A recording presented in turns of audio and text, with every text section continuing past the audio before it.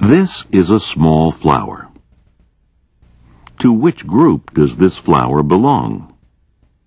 Group A on the left or Group B on the right?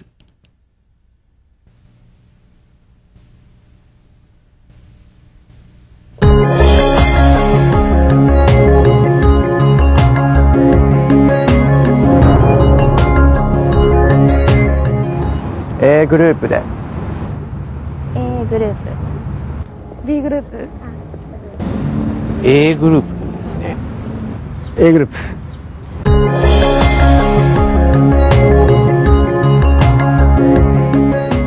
A グループ A グループ A グループ요 A グループ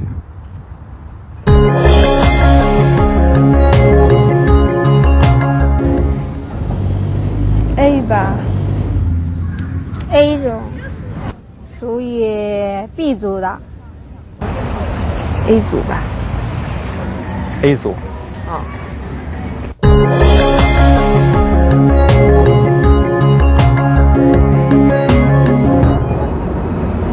B B B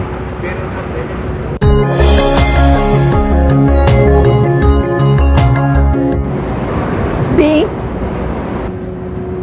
D A belongs to B.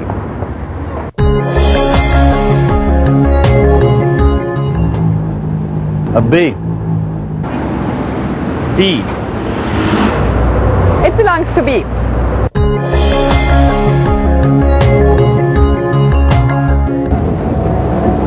B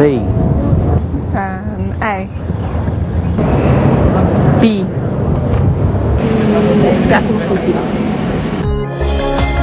Interestingly, Easterners from Korea, China, and Japan mostly answered Group A, while Westerners from the US and the UK said Group B.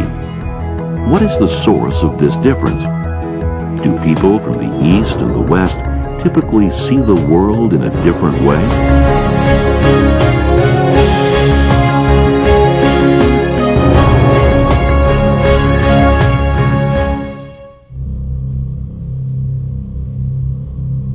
Westerners generally see space as something that is mostly empty. Westerners tend to envision space as the thing in which planets float. The objects in empty space exist independently of their surroundings. But to Easterners, space has been believed since ancient times to be filled with energy known as Gi. Objects made from Gi are always closely related to the surrounding Gi. In the West, objects are thought to exist in empty space, while in the East, objects are seen as being made from Gi. From this small difference in perspective stems the difference between East and West. In Western thought process, if two objects are separated, they don't really affect each other. The reason is that the space between them is empty. In Eastern thought, however, the two separate objects affect each other anyway. In the East, all objects are made of Gi, and all things are related through this Gi.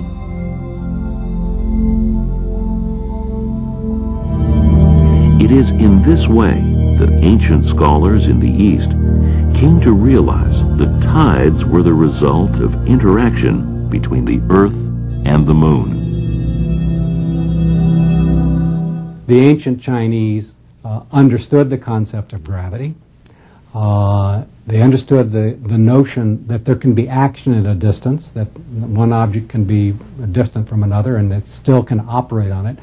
And it's amazing to us today, but the Greeks did not understand that. In fact, it's amazing that until the late 18th century, the West believed that there was no such thing as action at a distance, whereas 2,500 years ago, The Chinese understood the basic principles of acoustics. They understood magnetism, and they even understood the true reason for the tides. And this was unknown even to Galileo. Galileo had many interesting theories about why the tides exist, and all of them were wrong, whereas the Chinese had gotten it right 2,500 years before, because they were paying attention between the relationship between the context and the object. Everything in space operates on every other thing. This notion of universal interactivity is well represented in Japanese gardens.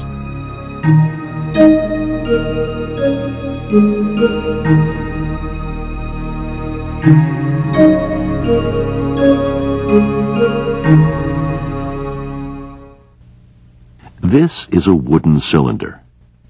Let's call it ducts. Between a wooden box-like shape and a plastic blue cylinder, which one could be called ducts? This is a ducks. Ducks. Ducks. Yep. Which one is the ducks?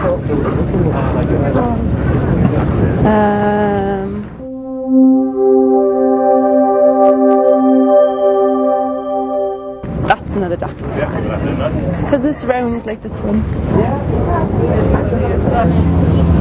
I would say that one. Why? Because it's the same, similar shape. The colour doesn't matter. Which one is the ducks? That one. Why? Same shape. Which one is the ducks?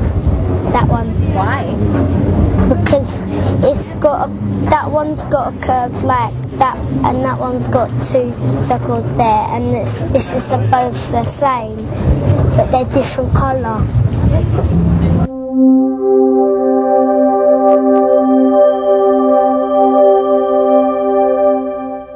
Yeah. 이유는요? 그냥 비슷하게 된 걸로 이루어져 있으니까. 이거요. 왜요? 질감이 비슷하니까요. 난데? だって同じだから木。あ、そっか。木でしょ？木でしょ？だから。こっち。取ってください。はい。その理由は何ですか？素材が一緒だから。素材というか木の木目とか。这个吧。为什么呢？因为这俩材质一样。材质一样。对。还有吗？本质一样。本质一样。对。这个。对。为什么呢？我感觉 dogs 应该是一个木制品吧。我觉得这个是。为什么？因为它俩的虽然形状不同，但是形状可以塑造可以改，而质地它俩是一样的。材料是一样。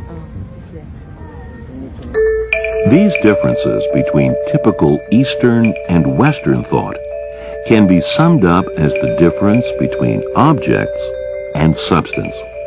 If you break the object in front of you, a piece of it is not the same as the whole object, right? However, if you have a lump of clay or a lump of wax, and then you break it, each piece is the same as the lump of clay, right?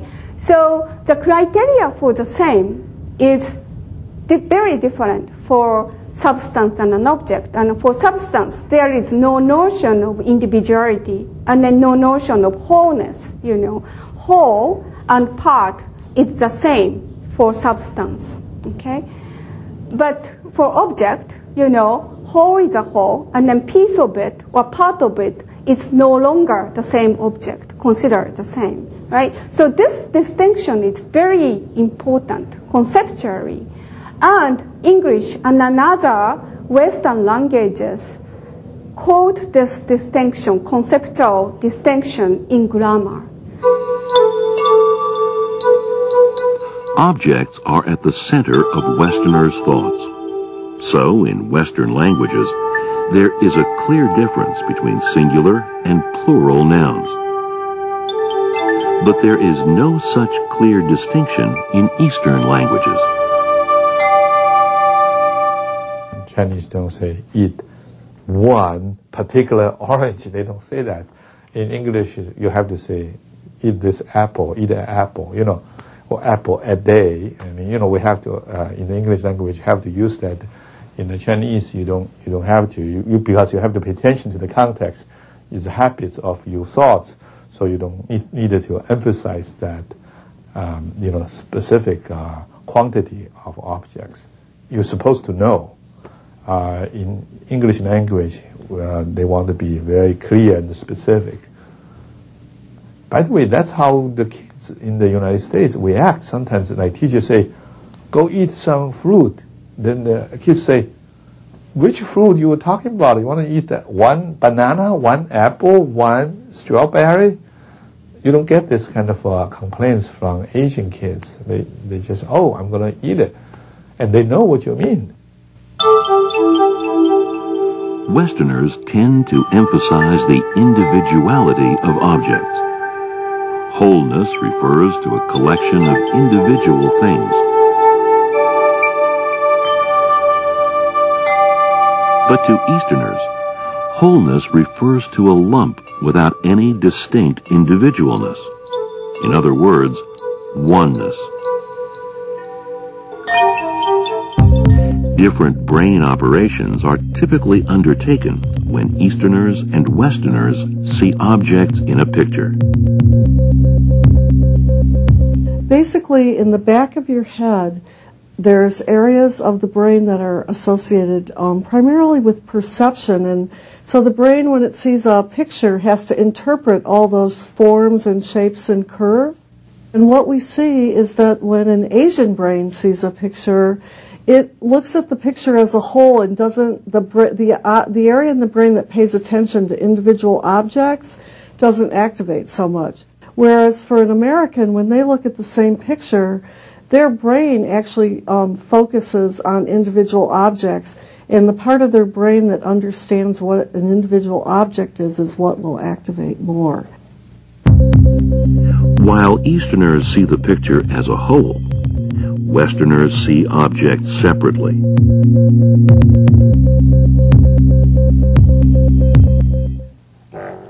Some of this difference is evident in the vocabularies mothers use to their children.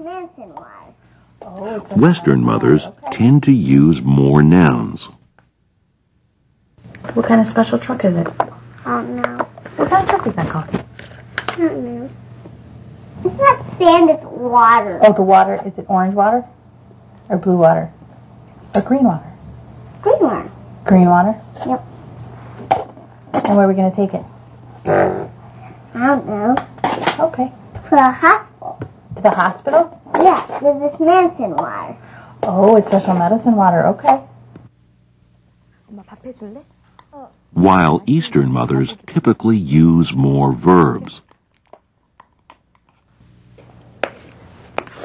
이거 엄마는 이걸로 가지고 흙을 떠서 이렇게 담아가지고 탁 이렇게 엎어버린다. 이제 뭐 할 거야 그걸로? 엄마 밥 해줄래? 맛있는 밥 해줄게. 거북이 밥. 꽃게밥.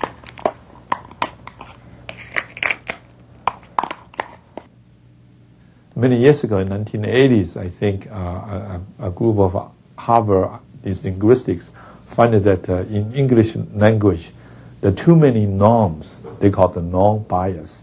And some people look at how kids in the Western societies or English language culture environments, how they talk, they find that they use a lot of norms as well. Nisbet has this famous example.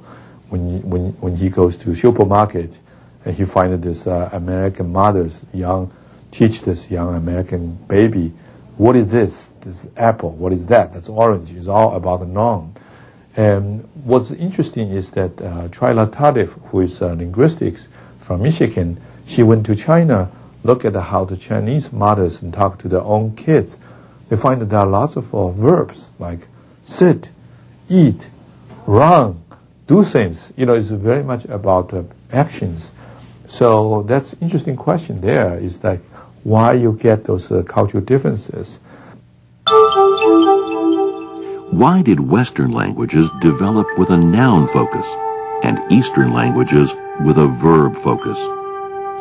Let's take the example of a person drinking tea. When asking whether more tea is wanted, there is a clear difference in terms used. Westerners typically ask, "More tea?" with an emphasis on the noun tea. An Easterner, however, might typically say, "Drink more?" focusing on the verb drink. The verb drink expresses the operation between people and tea. Easterners typically think of the interactions between individual people or objects, so they tend to use more verbs. On the other hand, Westerners may focus on the people and tea as separate objects, so the noun tea is used in their suggestions. So Westerners use nouns to express individualness, and Easterners use verbs as an expression of interactions. In other words, the West typically sees the world with nouns, and the East sees it with verbs.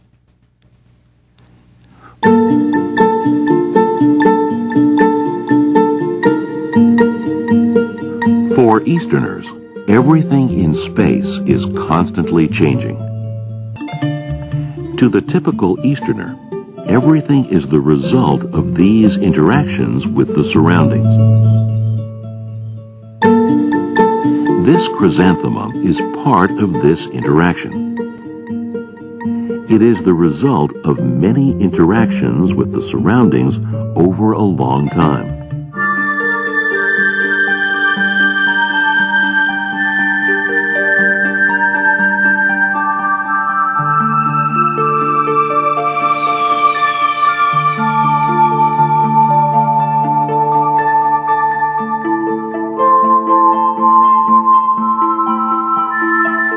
Many objects are created and disappear as a result of many causations. In Buddhism, this is called Youngji, which means arising from conditional causation. Youngji refers to the idea that everything arises from conditions, and not being spontaneous and self-contained has no separate and independent nature.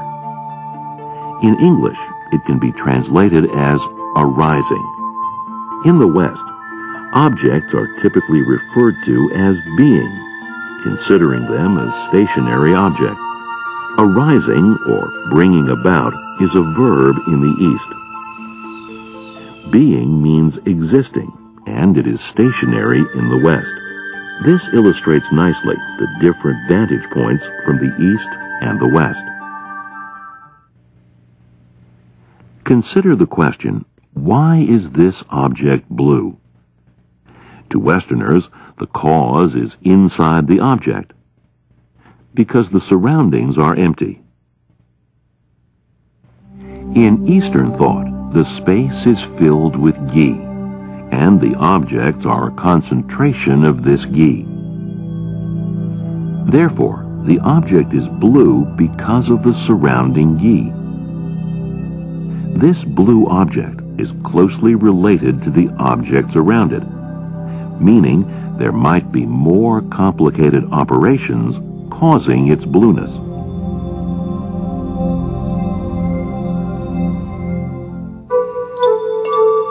Easterners typically think the cause and effects are complex. But when I was in Japan, I was reading newspaper articles. Sometimes people would get hit by a train or a subway car and be killed. And these newspaper articles would very often finish with how many people were delayed, how many minutes they were delayed, how many trains were delayed or canceled because of this accident. In the United States, you would never see this information. It would just be, it's too bad, a tragic incident, someone was killed, and that's it. And the Japanese journalists focused on all of these indirect effects, people delayed, trains delayed. When accidents occur, Easterners might imagine more causations than do Westerners. 사람들의 행동이라는 것이 무엇에 의해서 결정되느냐? 동양 사람들은 사람이라고 하는 게 어떤 전체적인 맥락 속에 속해 있기 때문에 그 맥락에서 일어나고 있는 조그만 변화에 의해서도 사람들의 행동에 영향을 받기 때문에 굉장히 다양한 요인들을 고려해야 되지만 서양 사람들은 사람이라고 하는 게 맥락과는 좀 독립적인 하나의 어떤 완결된 주체라고 보기 때문에 그 사람 내부에 있는 것만으로도 설명이 충분하다라고 보는 인간관에서의 차이에서 이런 차이들이 비롯된다고 볼 수가 있겠죠. Westerners think of a cause for an object as residing inside. When an object is broken down into smaller parts, the result in English is called an atom. The origin of this word means uncut, suggesting it can't be broken down anymore.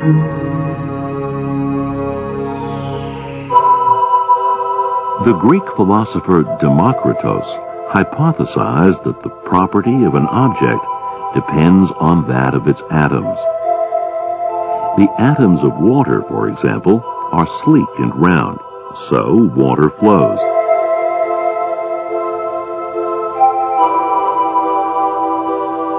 Atoms of iron, he thought, are coarse and tough, so iron is strong and hard when they are together. Atoms of sweetness would be large and round. Those of saltiness would be triangular. These illustrate how everything was seen as the result of these properties.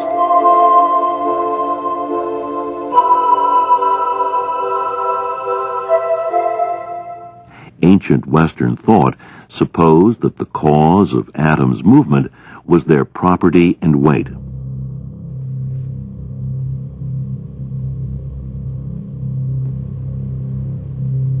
In Aristotle's physics, the behavior of objects is completely explained by the properties of the object. So Aristotle says you drop a stone into water and the stone sinks because the stone has the property of gravity. But there's this problem: if you put a piece of wood in the water, the wood floats. Why is that? Well, because the wood has the property of levity. And of course we understand that that's just completely wrong. I mean, objects don't have the property of gravity. Gravity is a relationship between one object and another. A scene of a red balloon floating away evokes different responses from Easterners and Westerners. So you have this balloon just coming, suddenly accelerate by itself. Then we ask people, why do you think this balloon accelerates by itself? American students tend to say, well, maybe it just loses air. So it's about the object itself. And Chinese will say, oh, maybe there's wind coming.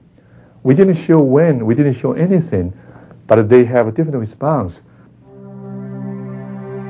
While Westerners think that objects' properties control their behavior, Easterners imagine that those behaviors are the result of their surroundings. When Westerners think a person is kind, the cause is the kindness of the person.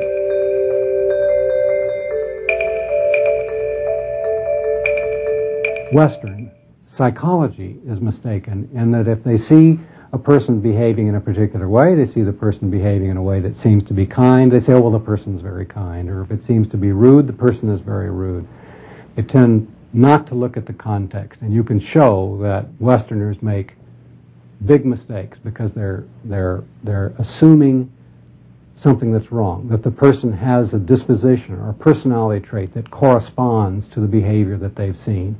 So they generalize too much from it because they're just paying attention. They assume that the reason people behave the way they do is because they have certain properties that they carry around with them.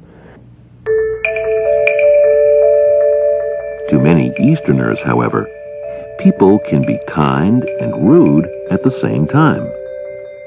A person's behaviors are decided and determined depending on the behavior of others. This can be loosely summed up as what goes around comes around. This is a happy person. The people around him look happy too.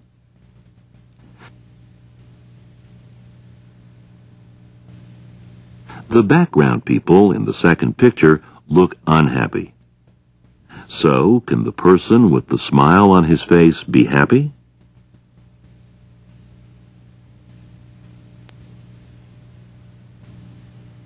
Is this person look happy? Yeah. What about him? The same one? Yeah, I would say so. That he looks happy. I believe happy. I'd like to believe happy. What about him? That one? Are they different? I don't know. I would say that one's happy as well. He's happy, yes. What about him? He looks the same to me. He looks happy too. Is he happy? He looks like it. What about him? He still looks kind of happy. North Americans in general are likely to focus only on the center of the scene, which means the center person. Yes, this is a task. They can nicely focus on the center and then try to guess the patterns, the central figure's facial expression. And then even though the background has been changed, like a angry background, sad background, and happy background, they do not care so much about it. Okay, which means that they are nicely produce the consistent evaluation to us the same type of facial expressions. 여기 가운데 있는 사람은 행복합니까? 네. 그럼 이 그림에서 가운데 있는 사람은 행복한가요? 행복하지 않은 것 같은데요? 이유는 그냥 다들 주변 사람들이 불행하잖아요. 幸せです。真ん中の人は幸せですか？いや、そんなことないですね。その理由はどうしてですか？いや、周りの人の表情が怒ってる。幸せです。こ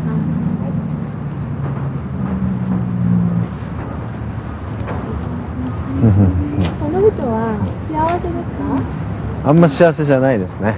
その理由は何ですか？笑ってんのが自分だけだから。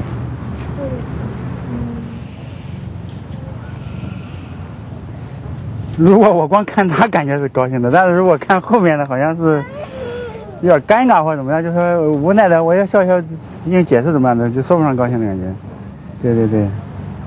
Japanese are strongly influenced by the changes in the background facial expressions, which means that if you are presented with happy background, the happy center person are seen as much more happier than the case that they are presented with the sad background or neutral background. The eye movements of Easterners and Westerners are studied as they view a tiger in the jungle.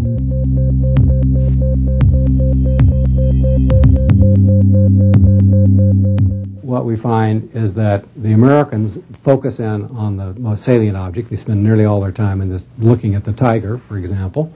And Asians spend much more time looking at the background, and especially looking back and forth between the background and the object, looking back and forth between the jungle and the tiger. So they make more eye movements, and they make more movements between the background and the object. So they see more about the background, and they see more about the relationships between what's in the background and what's in that salient object. In Eastern thought, the property of an object can differ depending on where it is. So, a tiger in a zoo or the circus is conceived differently from one in the jungle. Depending on its venue, the property of the tiger changes. This surrounding milieu can be called the field.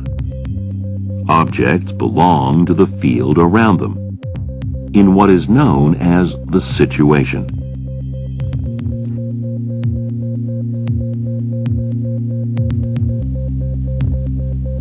Easterners can tend to overanalyze the situation of an object because the situation decides its properties.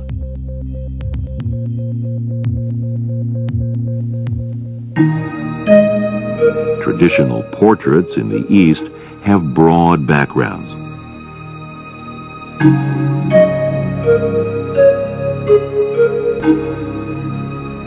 Typical portraits in the West include smaller perspectives or torsos. These differences can be spotted in modern society. We asked college students from Eastern and Western countries to take pictures of their friends. Western students mostly took large pictures of faces with a small background.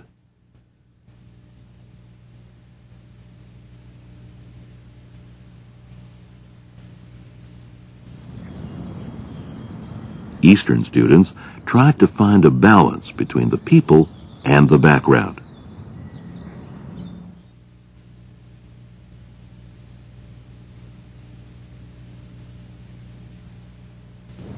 This comes from my real experiences. And when I went to North America, and I have a chance to go to the party, and everybody taking the picture each other.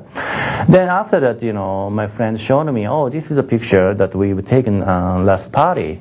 Then I'm surprised that my size is quite large, compared to my expectation. And then the person, my friend, focused only on my face while ignoring the background. And then, well, I said, oh, this seems to be a, big face, But he said, oh, because, I'm focusing on you, I think it's a good idea to make your picture, your face large, okay?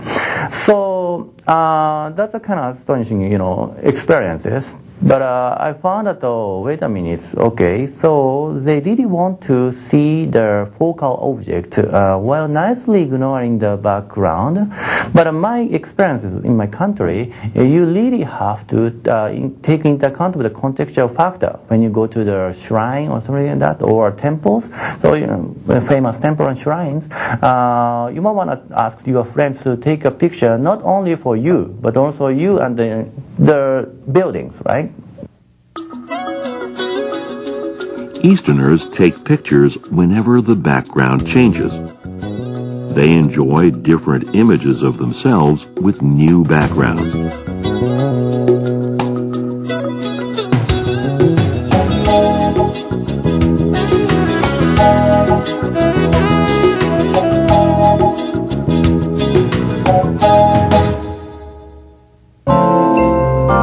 Children are asked to draw pictures of their houses.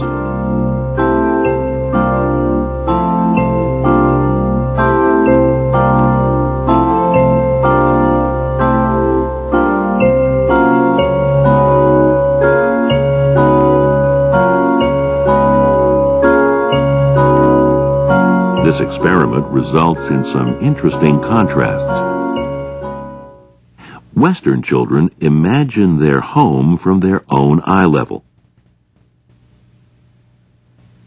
Eastern children take a bird's eye view in their pictures.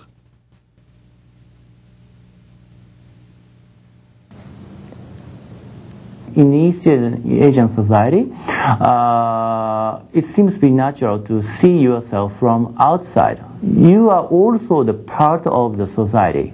If you take inside person's point of view, you are going to observe this world from your eyes. Okay, you are always the center, but yourself is not visible.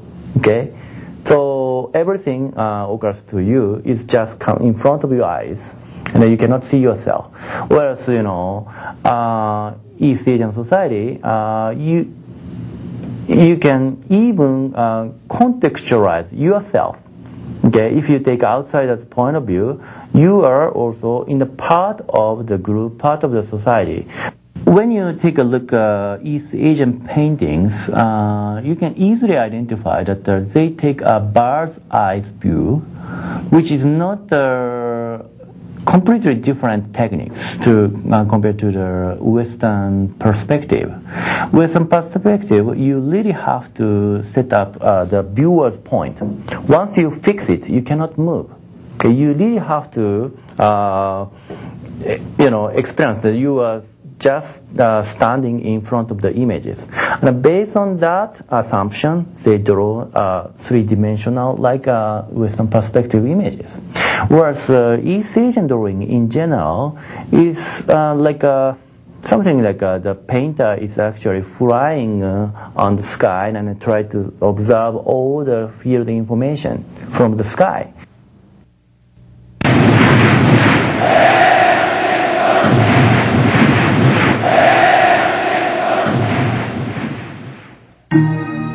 The interaction of yin and yang is the representative principle of Eastern thought. Yin is the shade, and yang is the sunshine. According to this principle, no object exists without a partner, just like sunshine and shade.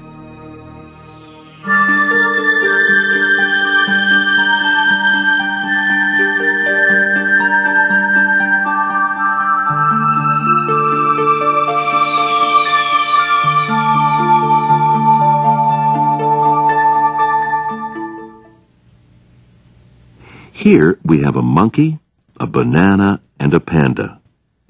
If two of them are to be grouped together, which ones should they be?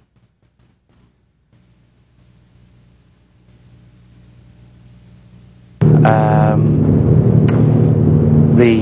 panda and the monkey, because they're both animals. The panda bear and the monkey. Why? Because they're both animals and they're both mammals as well. The panda and the monkey go together? Why? Because they're both animals? Monkey and the panda go together because they're both mammals, whereas the banana is a fruit. Panda and monkey. Why? Because they're animals. One type of study that we do is that we show people triads of pictures, three pictures, three different objects, and we say, which of these two go together? And it might be something like banana, panda, monkey. And the Americans say, well, the monkey and the panda go together because both of them are animals. But the East Asians are much more likely to say the monkey goes with the banana because monkeys eat bananas. So the Americans, the Westerners, are seeing the world in terms of categories like animal and so on, and these are not as salient to East Asians. They're much more likely to see the world in terms of relationships, like monkey eats banana. 원숭이랑 바나나. 이유는요? 원숭이 바나나 좋아하니까. 猴子跟香蕉。为什么？因为猴子喜欢吃香蕉。猴子和香蕉啊？啊，为什么呢？因为猴子吃香蕉啊。猿とバナナ。猿とバナナ。その理由は何ですか？猿バナナ好きそうだ。モンキーとバナナつなげる。あ、モンキーとバナナ？そうするとモンキーがバナナを食べるから。あ、そう？ When Westerners see objects, they separate them from their background. By looking at them this way, they simultaneously interpret their meaning. We found that the Americans showed more activation in their brains in the middle temporal gyrus. That's a part of the brain that's associated with contacting the meaning of objects. Westerners separate objects and interpret their meaning. Separating and interpreting is analysis. Its origins are in the separating process. Westerners see objects through this analysis, which functions like instinct. Does the flower in the center belong to Group A or Group B? Easterners choose Group A because the flowers look alike.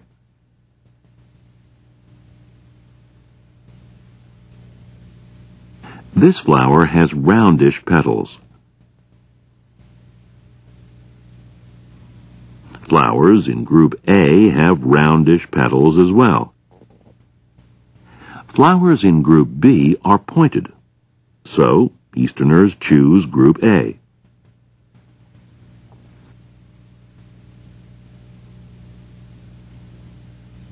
Westerners, on the other hand, see this picture from a different perspective.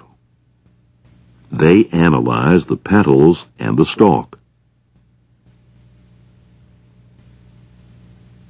One flower in Group A has pointed petals, so no consistency. Comparing the stalks, though, all of the flowers in Group B are straight. Consistency. That's why Westerners choose Group B.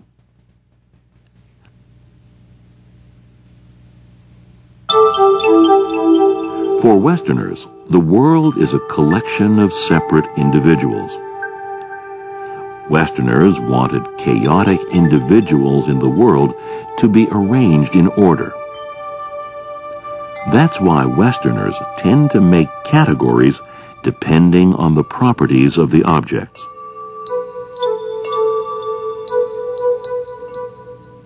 I think analytic thinking, you start with the object, you pay attention to the properties of the object. Could be a person, a thing or a person.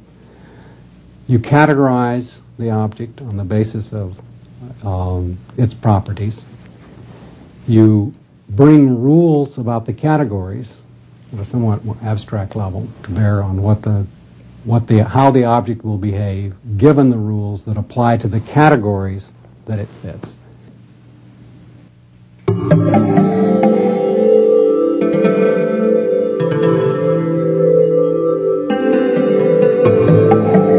Categorizing things brings great advantage. It helps knowledge build up over time.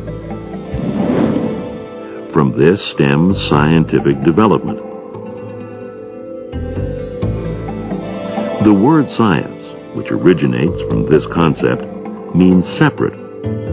Science has the origin, meaning separate. This separation means a lot to Westerners. Sculptors in ancient Greece exemplified this analytic thought process. They believed that the beauty of an object came from a proper proportion of each part.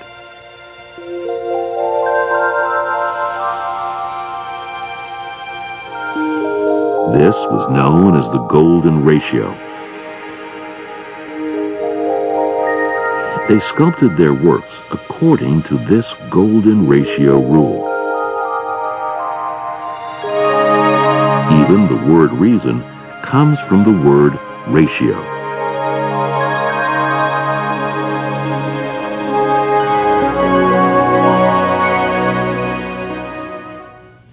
For Westerners, the world is a collection of individual objects. For Easterners, on the other hand, the world is a big field where everything is related and interconnected. Westerners see the world as individually expressed nouns, and Easterners see the world as verbs that express the interactions between the objects.